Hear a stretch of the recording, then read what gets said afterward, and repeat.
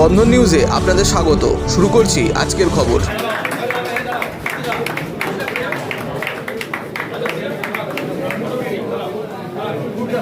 একটু তাড়াতাড়ি করবেন, অনেক লাভ হয়েছে। সামনে থেকে করুন, সামনে থেকে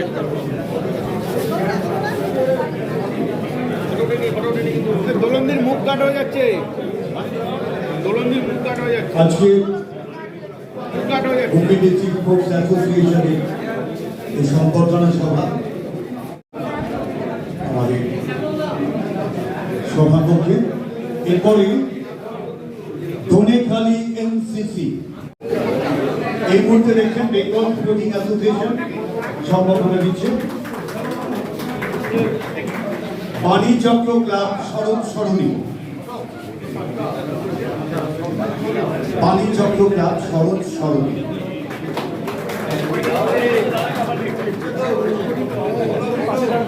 Chinsurah union athletic club, Chinsurah union athletic club,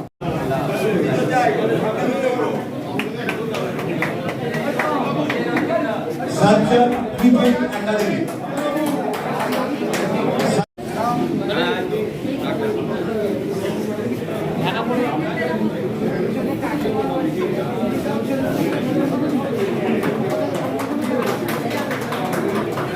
urban club, urban club Chinsurah,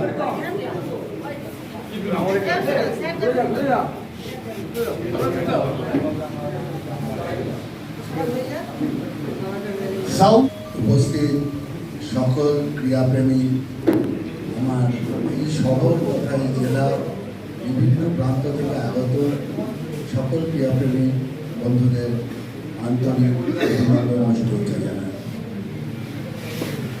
আমরা এই চুঁচুড়ার ঐতিহ্যকে বজায় রাখতে হবে। খেলাধুলায় চুঁচুড়ার সবসময় একটা বড় নাম ছিল। ইদানিংকালে ছেলেপুলেরা খেলার দিকে যেতে চায় না। এখনকার জেনারেশন সামনে যাবেন না, একটা ফোনের মধ্যেই ডুবে আছে। আমার পাড়া মানে পেয়ারা বাগান ক্লাব একসময় মানে আমরা যখন খেলাধুলা করতাম 6 জন ইন্ডিয়া টিমের ফুটবলার ছিল। দুঃখ হয়, কষ্ট হয়, সেই মাঠে বিকেলবেলা কেউ খেলে না। মানে আমাদের একটা নেশা ছিল না, তখন তো আমাদের ফোন ছিল না যে স্কুল থেকে এসে কতক্ষণে মাঠে পৌঁছবো। আমিও এই মাঠে সেকেন্ড ডিভিশন খেলেছি, খুব বড় মাপের প্লেয়ার ছিলাম না, কিন্তু খেলাধুলাটা করতাম। যাই হোক, তো ফুটবলের প্রতি একটা ভালোবাসা বাঙালির প্রত্যেকের আছে। আমি কথা বলতে পারি না যে আমার আছে, আমাদের সমস্ত বাঙালিরই ফুটবলের প্রতি একটা আলাদা ভালোবাসা আছে। তো যাই হোক, তো আমাদের ক্ষুদ্র প্রচেষ্টা মাঠটাকে বাঁচিয়ে রাখা এবং যাতে আরও বেশি করে প্লেয়ার তৈরি করা যায় যারা ভারতবর্ষ তথা আমাদের পশ্চিমবঙ্গের মুখ উজ্জ্বল করতে পারবে। প্রচুর খেলোয়াড় বিভিন্ন ফ্যাটার্নিটিতে, কখনো ক্রিকেট থেকে বুবাই নিজে আছে, খুব বড় প্লেয়ার ছিল, রজি ফজি খেলেছে, এবং এরকম আমাদের ডিস্ট্রিক্ট লেভেল প্লেয়ার প্রচুর আছে। কিন্তু রাজ্য স্তরে মোহনবাগান, ইস্টবেঙ্গল যেমন কুর্দারা খেলেছে, এটা আমাদের কাছে গর্ব ছিল। কুর্দা একদিন মানে একটা সময় আমাদের মাঠে প্রচুর প্র্যাকটিস করেছে, কুর্দা তনুমাদা সবাই করেছে। কিন্তু ঘটনা হচ্ছে এই জাতীয় ফুটবলার এখন আর চুচুড়ো থেকে উঠে যাচ্ছে না। এটা একটা আক্ষেপ আমাদের।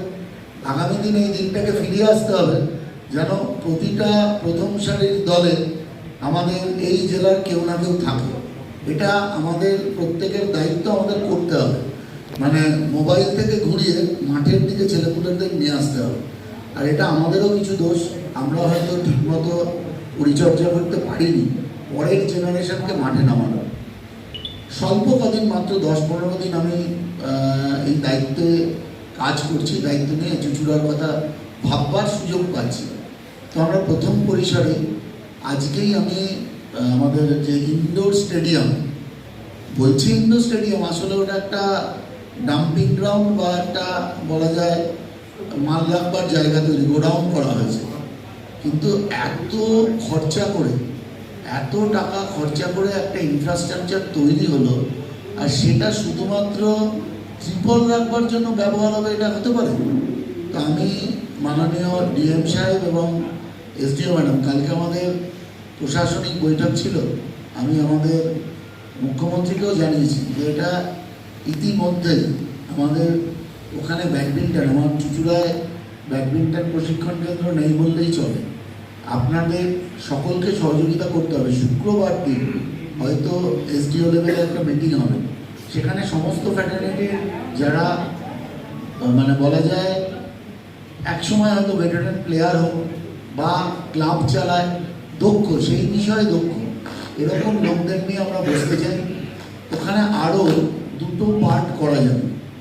আমি কিছুদিন আগেই কাবাডির একটা সামার ক্যাম্পে গেছিলাম, সেখান থেকে আমার জেনে ভালো লাগলো ওখানে বেশ কয়েকজন আমাদের ইন্ডিয়া টিমের প্লেয়ারের সাথে আলাপ হলো।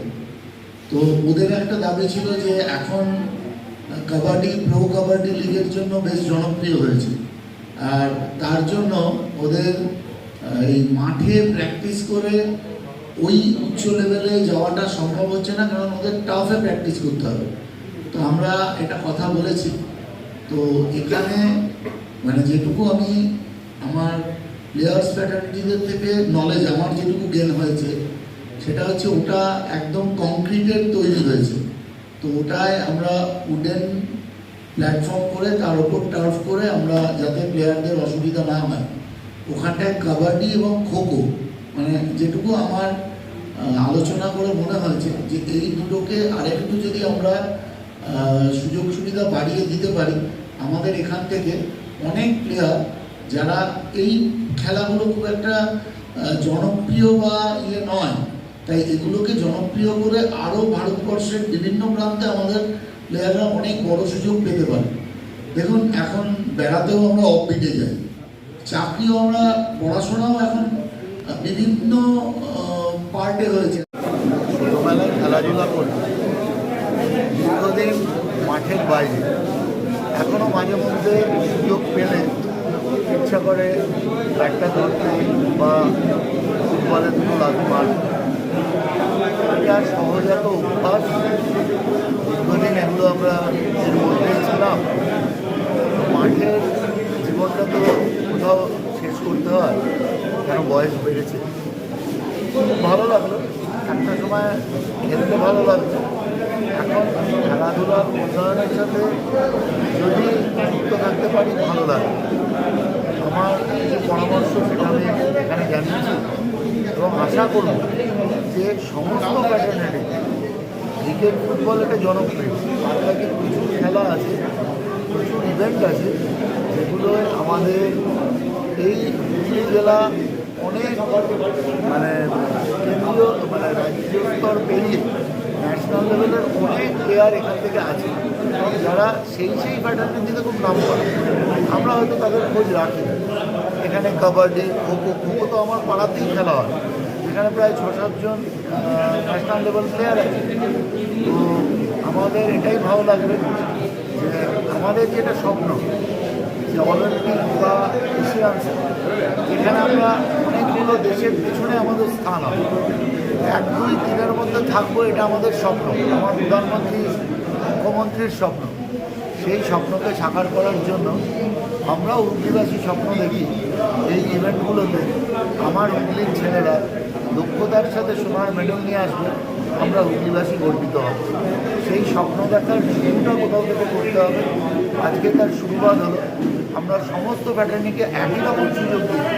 আগামী দিন হুগলি স্পোর্টস অ্যাসোসিয়েশন সবাইকেই সেই সুযোগ দেবে এবং যাতে সমস্ত জায়গাতেই বড় বড় প্লেয়ার নির্মাণ করা যায়, যারা আগামী দিন দেশে উজ্জ্বল করবে, আমাদের গর্ব হবে, সেই ব্যবস্থা আমরা শুরু করছি বা করব। এবং এর সাথে ডিএসএর যা প্রয়োজন তার জন্য আমি পাশে আছি, থাকবো। শুধু ডিএসএ নয়, আমার চুঁচুড়ার খেলাধুলার উন্নয়নের জন্য অন্যান্য অনেক ক্লাব কর্তৃপক্ষ নানা রকম সাজেশান দিয়েছেন। আমার পক্ষে যতটা সম্ভব আমি চেষ্টা করব সেগুলো পূরণ করতে। কম খরচে বিশ্বমানের আধুনিক চিকিৎসার হুগলির মিডল্যান্ড নার্সিংহোমে বাংলার বিশিষ্ট চিকিৎসকরা এই নার্সিংহোমে রোগীদের চিকিৎসা করেন। জটিল রোগের চিকিৎসার জন্য রোগীদের আর দক্ষিণ ভারত যাওয়ার দরকার নেই। হুগলির মিডল্যান্ড নার্সিংহোমে পাওয়া যাবে বিশ্বমানের আধুনিক চিকিৎসা পরিষেবা। এখানে প্রসূতি, মা ও সদ্যজাত শিশুদের বিশ্বমানের আধুনিক চিকিৎসা পদ্ধতিতে চিকিৎসা করে থাকেন গাইনো ও শিশু চিকিৎসকরা। দুপুর 12টা হোক বা রাত্রির 12টা, রোগীদের জন্য 24 ঘন্টা চিকিৎসা পরিষেবা বজায় রেখেছে হুগলির মিডল্যান্ড নার্সিংহোম। আমি ডক্টর মানস ঘোষ, আমি মিডল্যান্ড নার্সিংহোমের মেডিকেল ডিরেক্টর। বিশেষত্ব বলতে যেটা আপনি বললেন, একটা হচ্ছে এনআইসিইউ, নিউনেটাল কেয়ার ইউনিট। আমি বলতে পারি এটা আমাদের আশেপাশে হুগলি জেলায় নেই। নিউনেটাল মানে হচ্ছে যেটা বাচ্চা জন্মের পরেই প্রথম 28 দিনকে আমরা নিউনেট বলি, প্রথম ফার্স্ট 4 উইকস। তো এই সময়ে বাচ্চাদের সমস্ত রকমের চিকিৎসায় বলুন বা তাদের দেহের গঠন বলুন বা তাদের রোগগুলোই বলুন, সেগুলো সবগুলো অন্যান্য বাচ্চা মানে তার থেকে বড় বাচ্চার থেকে কিন্তু অনেকটাই আলাদা।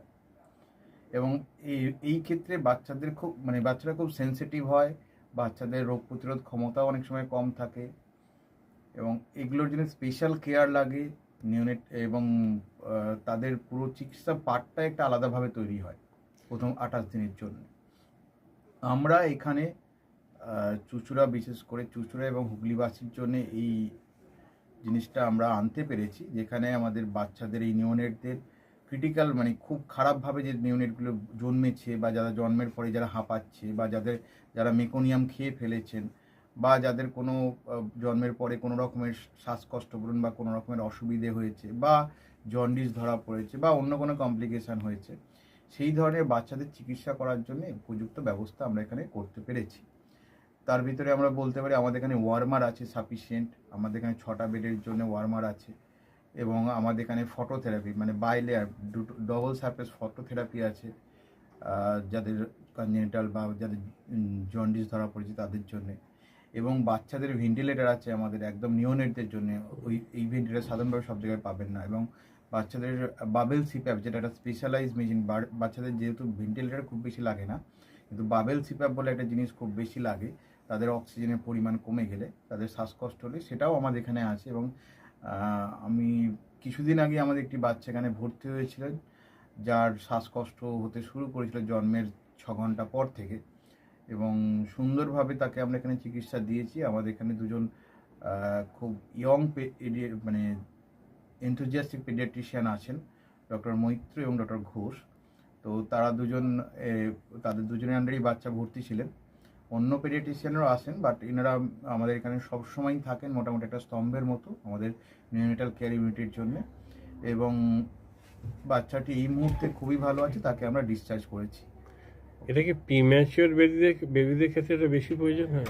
ভীষণভাবে প্রিম্যাচিওর বেবি যারা একটু আগে জন্মেছেন বা যাদের ওয়েট কম হয়েছে, এবং অনেক সময় মায়ের বা ওয়েট অনেক সময় বেশি ওয়েট হলেও যে সেটা ভালো সেরকম নাও হতে পারে, যেমন ডায়াবেটিসের ক্ষেত্রে হতে পারে, বা অনেক সময় বাচ্চাদের বারবার জন্মানোর পর সুগার ফল করছে, এটাও আমরা দেখি।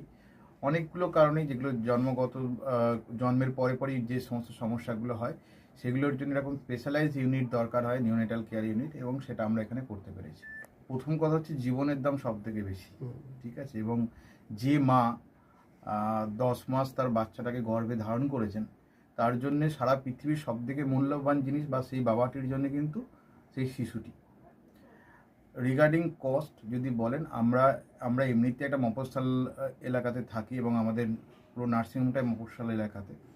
আমরা সেটার কথা মাথায় রেখেই আমাদের যে সমস্ত কস্টগুলো রেখেছি, এবং এই যেটা বললাম কয়েকদিন আগেই আমাদের একটি বাচ্চা যাকে হঠাৎ করে শিফট করতে হয়েছিল নিকুতে, সেই চিকিৎসা পেয়ে গেল। তার বাবা মা দুজনেই খুব স্যাটিসফাইড। আমাদের যে ফেসবুক আছে, পেজ আছে, সেখানে আপনারা তাদের কথা শুনলে বুঝতে পারবেন, এবং কস্ট মানে যথেষ্ট রিজনেবল। আমি একেবারে কম বেশি এরকম বলবো না, আমি বলবো রিজনেবল। আমাদের মফস্বলের জন্য যেটা হওয়া উচিত সেই রকমই করা আছে।